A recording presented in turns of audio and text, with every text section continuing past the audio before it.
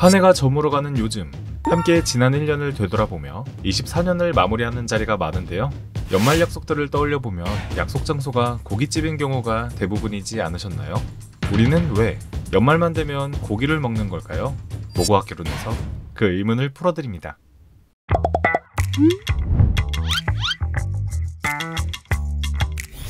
안녕하세요. 경희대학교 사회학과 김중백 교수입니다.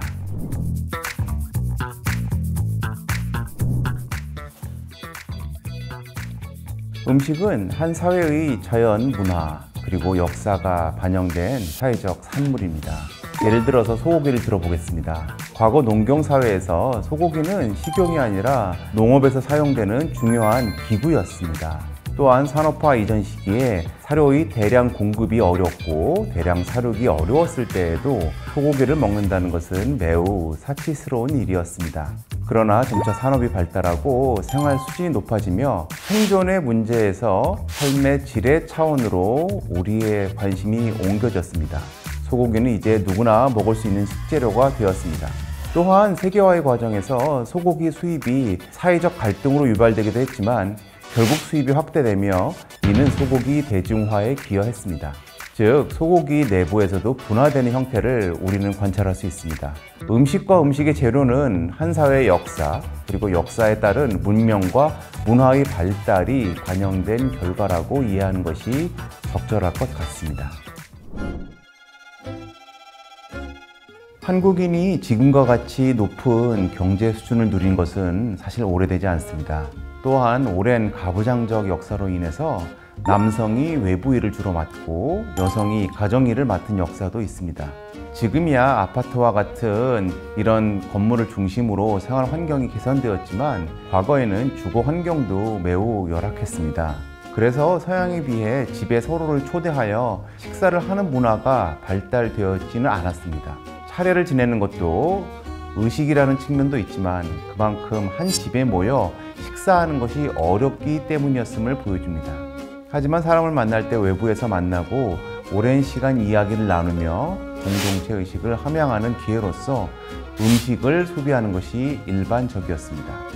이런 관점에서 봤을 때 한국은 외식 문화가 발달했고 전통적인 음식 문화는 물론 빠르게 도입된 서양 문화의 확대, 그리고 음식 문화가 발달된 이웃 일본과 중국과의 교류까지 더해지면서 우리나라의 규모에 비해서 우리나라의 음식 문화는 굉장히 다양하고 화려한 음식 문화가 정착된 사회라고 볼 수 있습니다.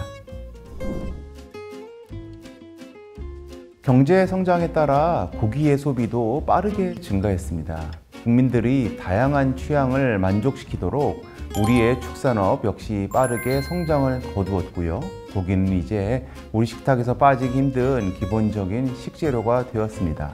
하지만 세계적인 수준에 비교하면 축산 환경의 한계와 소비시장의 제한으로 여전히 규모의 경제에서 뒤처져 있기 때문에 우리나라의 고기 가격은 비슷한 경제 수준이 다른 나라에 비해서 상대적으로 높은 수준입니다. 또한 고기 소비가 많아지며 과거에는 없었던 성인병이 증가하는 추세를 보이고 있기에 고기의 차별화가 이루어지면서 고기의 소비에서도 계층 간 양극화가 발견되는 측면이 있습니다. 산업혁명 이후 생산량이 증가하면서 사람들의 생활 수준은 급격히 향상되었습니다. 우리나라의 경우에도 1960년대와 70년대 산업화 초기의 축산업의 형태는 매우 비효율적이었고 유통시설의 확보 부족, 물류의 한계 등으로 키우기도 어렵고 유통도 힘들었기에 일반 소비자가 고기를 먹는다는 것은 결코 쉽지 않았습니다. 또한 냉장고가 모든 가정에 보급되기 전에 고기는 보관하기에도 어려운 식재료 가운데 하나였지요. 전국을 연결하는 도로가 개설되면서 냉장으로 고기를 배송하는 것이 가능해졌습니다. 고기 소비를 가능하게 만든 인프라가 구축되고 증가된 소득과 결합되어 축산업은 빠른 속도로 확대되었습니다. 우리나라 사람들이 까다로운 입맛을 만족시키기 위해 품종 개량, 부위별 판매 등을 통해서 세계에서 가장 높은 수준으로 축산업이 발달되었습니다. 우리 민족은 중요한 행사가 있을 때 이를 먹는 것과 함께 즐기고 나누는 전통이 있습니다. 벼농사를 기반으로 했던 농업 역사와도 연결되는데요. 서양에서 많이 키우는 밀과 달리 벼농사는 시기별로 매우 노동 집약적인 성격을 가집니다. 그래서 모내기를 하고 추수를 할 때는 모든 사람이 함께 모여 함께 일을 해야만 했습니다. 그러다 보니 사람이 모일 때에는 큰 노동이 필요한 시기가 되기 마련이고 하루 종일 일을 하다 보면 힘이 들기 때문에 이를 보충하는 영양이 필요했습니다. 그러다 보니 고기를 이런 날 먹는 것은 매우 일상화되었습니다. 이렇게 중요한 날이라도 우리가 모여서 고기를 먹어보자 라는 소망도 어느 정도 반영되었을 것입니다. 근대 사회에 들어오면서 식문화가 발달되고 먹거리가 다양화되었지만 오래전부터 고기에 대해 가져왔던 사람들이 사고가 여전히 남아있어 중요한 날에 고기를 먹는 것은 자연스러운 의례 가운데 하나로 정착된 것 같습니다. 저도 평범한 한국인으로서 고기를 당연히 좋아합니다. 소고기를 가장 좋아하지만 아무래도 편하고 쉽게 먹기에는 조금 부담이 될 때도 있습니다. 다른 고기에 비해 소고기는 등급의 차이도 심하고 맛이 있고 맛없는 고기의 차이도 유난히 큰 느낌입니다. 그래서 이미 맛있는 고기를 먹어본 경험도 있어서 소고기는 선택에도 까다롭고 기왕이면 높은 품질의 고기를 먹고 싶은 욕심이 있기에 먹는 횟수 자체는 다른 고기에 비해 적은 것 같습니다. 가장 대중적인 고기로 닭고기가 있고 배달 문화와도 연결되어 쉽게 접하게 되는 것 같습니다. 돼지고기는 우리나라의 여러 가지 음식, 특히 찌개나 찜의 재료로도 많이 사용되기에 그냥 구워 먹거나 삶아 먹는 방법 이외에도 자주 먹게 되는 것 같습니다.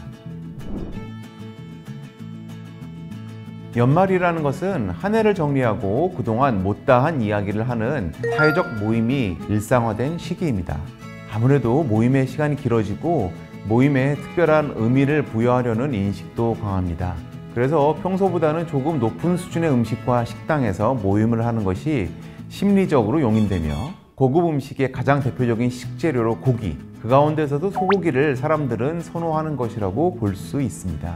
고기의 전반적 식단가는 높지만 여전히 남아있는 직장의 회식을 통해 공공의 돈으로 먹는다면 개인의 부담은 상대적으로 줄기 때문에 더욱 고기를 즐기려 하는 것 같습니다. 연말은 겨울로서 매우 추운 시기입니다. 앞에 숯불이나 불을 놓고 고기를 구워 먹으며 따뜻함을 찾으려는 사람들의 마음가짐 역시 한 몫을 하는 것 같습니다. 오늘의 결론. 우리는 연말이라는 특별한 의미가 담겨있는 모임 자리에서 특별한 음식을 먹고자 한다. 그 대표적인 식재료가 고기이다. 3, 3, 5 함께 고기를 구우며 맛있는 교류를 할 때 더 큰 의미가 생긴다.